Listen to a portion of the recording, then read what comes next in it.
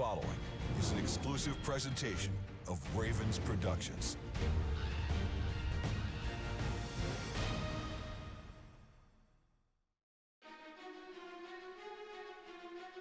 Coming up on this week's Ravens Report, John Harbaugh is mic'd up as Tyler Huntley and the Ravens almost pull off an incredible comeback against the Packers.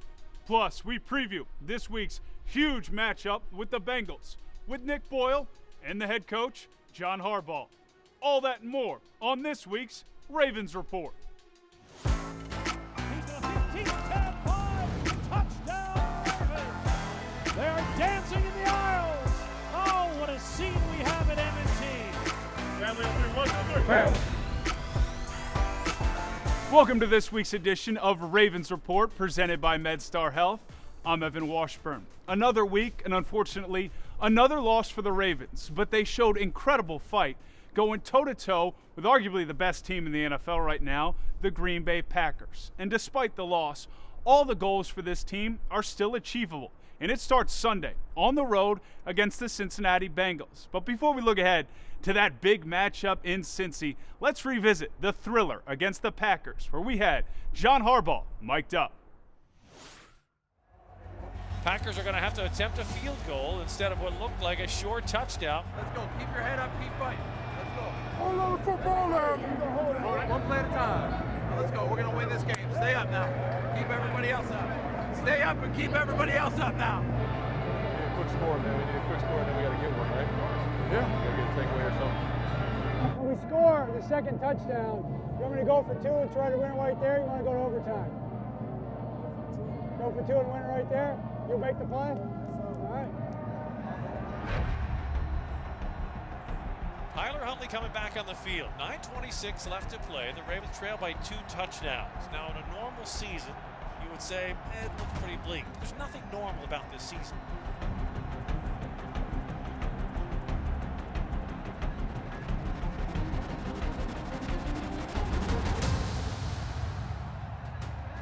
Huntley in the gun takes the snap. Looking end zone.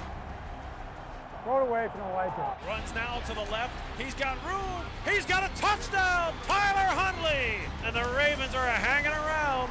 One. They are one big defensive play away from giving Huntley a chance to tie this game up. Well, you got anything in your arsenal? Takes the snap. Pocket collapsing. Rodgers is hit. He's sacked. Back at the 14-yard line. And this house has come alive. Justin Matabike. And they're going nuts in Baltimore. Listen, Matabike. That's that dude. Do that dude. That's you. You take over game. You're not hungry. If we score here, what do you want to do? You want to go for two, or you want to go for two and win it? Tyler Huntley in his second NFL start. This is a kid who has not blinked in the spotlight. Huntley scrambling to his left. He'll tuck and run. 45, 40. Nice job. Nice job, Tyler. Huntley takes the snap, throws over the middle. It's Mark Andrews with a reception at the 23-yard line. First down, Ravens. Huntley with a snap from the gun. Steps up. Now he'll run. He's to the 5. 1 touchdown! Tyler Huntley! He's done it again!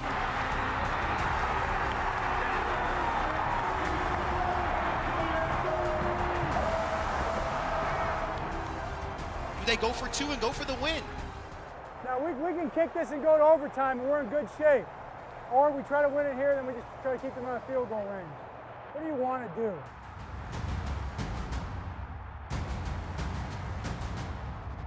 We can go into overtime right here, or we can go for it. You want to try it? All right, let's try it. The Ravens are going to go for the win. Game on the line. Huntley takes the snap. He'll roll to the right. Pumps, throws. Broken up, incomplete. He was looking for Mark Andrews, and Eric Stokes broke it up. Well, we had hoped might be a Christmas miracle. Did not come to pass. Ravens take the Green Bay Packers right to the brink. That's the right move.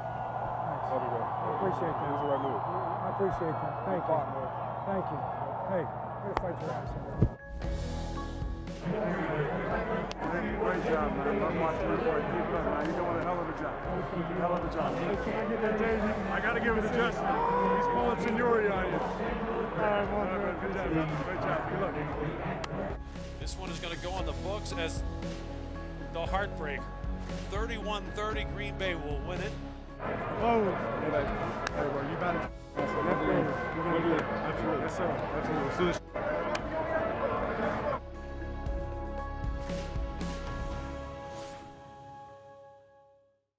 And while the failed two-point conversion was the dominant story after Sunday's loss, it's important not to forget the performance by Tyler Huntley, once again stepping in for Lamar Jackson and going toe-to-toe with the future Hall of Famer in Aaron Rodgers all game long. Coming up next on Ravens Report, we visit with tight end Nick Boyle and discuss his long road back after a devastating knee injury a year ago.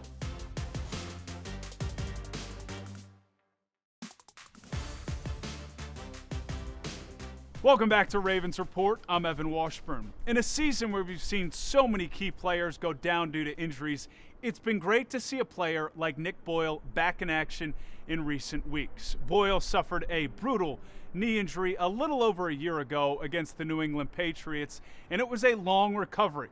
But last Sunday against the Packers, he looked like himself again, delivering those gruesome and brutal blocks all game long. And for more, here's Nick with Shelby Gurnath. Nick, we haven't really talked to you since you've returned from your injury, so how has it felt to be back on the field with your teammates? It's been a long road to get back here, and just to be out there, even if it's for 20 snaps, just getting back on the field is really special. Being out there, doing what I'm supposed to do and what I'm brought here to do, and to be out there, especially with my teammates and contributing to the team, and that's the main goal. And like I said, it just feels really good and really awesome. Now, you had a very severe, complicated injury. What was the toughest part of the recovery process for you? Yeah, that can go on for a while. Initially, I think that first week after surgery, I stayed where I had the surgery, and I think that week was just really brutal from, pain management, just being in a surgical center, staying there, just trying to stay kind of on top of it. Kind of being away from my family, and then I think this whole rehab process has been really tough. From feeling like you're going somewhere, then all of a sudden kind of having a little setback, and then going somewhere and having a little setback. I have so much more respect for players who come back from certain things like these, because I know how long and how hard it takes to get back. Was there ever a moment where you thought you might not fully come back from this injury? Yes and no. I think I always say to my wife, I'm gonna get back to exactly where I was, and I'll be exactly, better than I was, before I even got hurt, and that's what I still truly believe. And before I got hurt, or even, before last game, I'm just always trying to get better, and I really do believe that I can get back to that. Now, while you were out, there were some wild finishes, some unexplainable moments. What was it like watching those games? Watching from your couch is the worst, literally the worst. Just because of the anxiety and just like how into the game you really get, and it's almost like I get angrier when things aren't going well on the couch than I do when I'm actually on the sidelines with the teammates. And it's just like, it's a frustrating thing, but it's impossible not to watch at the same time, because you're always just wondering what's going to happen and always there trying to support your teammates. So it's tough. It's almost like a necessary evil. I have to watch, but I also just get so much more anxious and, angry at the TV when things aren't going well. But then when things do go well, it's like, it's really cool to see. The Ravens have lost 3 straight by a total of 4 points. What needs to happen on Sunday against the Bengals for this team to get a win? As a team, I think we know when we lose, we look at it as on us. We give credit to the other team because, they've played well, but I think a lot of the times that we look back at the tape and we can see things that we would have hit here or missed here, and kind of just sort through it and look at the details. And I think it's just from a standpoint of execution. And I think we know, and we have big, broad shoulders, that's on us. This whole game is about execution, and that's what we need to go out there to do. There are 3 games left, 2 against division rivals. What is the mindset of this team heading into this stretch run, knowing there's still an opportunity to win the AFC North? Yeah, we know it's at stake. The coaches and, our players have been saying, it's right there in the face for us. It's staring right at us. And we know the importance of every single game from here on out. We know exactly what we need to do to get it done, and I totally believe we can. Okay, Nick, we're going to end this with some holiday rapid fire this or that questions. So, eggnog or hot cocoa? Oh, hot cocoa for sure. Bake cookies or wrap presents? Wrap presents. Make a snow angel or build a snowman? Snowman. Now, when it comes to Christmas movies, Christmas Vacation or A Christmas Story? Ooh, Christmas Vacation, definitely. This one doesn't have to do with Christmas at all, but I know your wife is expecting. Congratulations. So is baby Boyle a boy or a girl? It's a girl. I was like, we found out probably a couple weeks ago, and my first reaction to my wife when we found out wasn't the greatest, and I think she was kind of mad at me, because my son's 2 years old, my daughter Blakely's a little over 9 months, and then I want another son. I love having a daughter, but I want another son so they can play on the same team, and I think run the team whatever they're playing on. And I found out it was a girl, and I was just like, and my wife was kind of angry at me for the rest of the night. But, I tried to explain to her why I was thinking that, but really we're just praying that we have a healthy little baby and daughter in that aspect, and everything just goes well.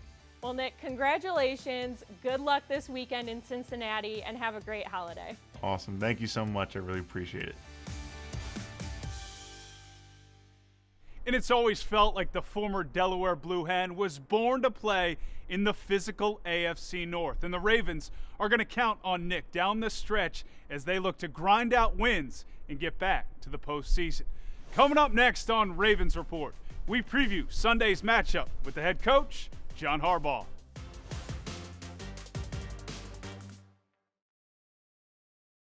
Ravens Report is brought to you by MedStar Health, the official medical team of the Baltimore Ravens, and you. MedStar Health. It's how we treat people. Welcome back to Ravens Report, presented by MedStar Health. I'm Evan Washburn. This week's game in Cincinnati is critical for the Ravens on a number of levels. There's the chance to snap a 3-game losing streak, also avenge a blowout loss to this team earlier this season, but most importantly, regain control of the AFC North standings and put themselves on the right side of the playoff picture heading into Week 17. And for more on this huge matchup, here's John Harbaugh with Cliff Brown. Well, Coach, thanks for your time. Here we are, the last road regular season game against the Cincinnati Bengals. The winner will be in sole possession of first place in the AFC North. Coach, this team's faced a lot of adversity this year, but how proud are you that this late in the season they've overcome all that to put themselves in position to play a game in late December with so much meaning? They have. They've done that, Cliff. They've come to play every single week. They come to work every single day. They take care of one another. They fight for one another. And we've got to go out there against a really good Bengals team and put our best foot forward, try to win the football game. If we do that, there's a lot of reward at the end of the day. The pot of gold is at the end of the rainbow for us here this week and the next couple weeks. So, it's no time to slow down. It's no time to look to the left or to the right. Let's straight ahead. Let's go play our best football game. Now, this Bengals team you mentioned, they have a lot of weapons. Joe Burrow, Joe Mixon, Jamar Chase, to name a few. How do you go against a team like this? You've seen them before, you're familiar with them, but they have multiple weapons. Just some keys to the approach for the Ravens heading into Sunday's game, trying to slow them down. Well, we got to play good disciplined football. We've got to play our defense, the calls that we decide to put in the game plan and practice. We've got to play them well. We've got to play with great discipline, great eyes, great effort. We've got to keep our leverages where they're supposed to be. We've got to come downhill in the right angles. It starts with stopping the run, really. I mean, you talk about the weapons. The weapons are a big deal, but it starts with stopping the run. The offensive line has to be dealt with first, then Mixon, then the quarterback, then the receivers. So one thing at a time, try to play our best football. Now, the Ravens had 5 players go to the Pro Bowl, all very deserving. Thought they could have had some more, but one guy I want to talk about in particular is Mark Andrews, your tight end. Mark, having his best season, and since he's been with the Ravens, seems to get better every year. How exciting is it to have a weapon like that, a young player who seems as he's still trending upward? Hey, Mark is all about every day being the best he can possibly be. I mean, you want to look at somebody, if young people want to pick out a role model for how to do it, for how to treat people, for how to be great at what you do, Mark Andrews would be the guy I would pick. Obviously, the Pro Bowl, and I'm going to say All-Pro award, because I think that's where he belongs too, are well-deserved.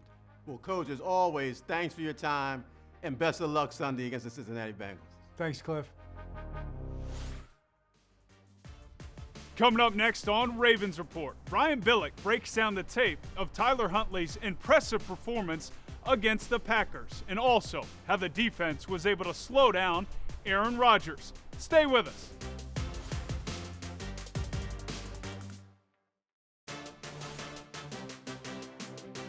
Brian Billick's Breakdown is powered by Microsoft, the official tablet of the Baltimore Ravens. Welcome back to this week's edition of Ravens Report. I'm Evan Washburn.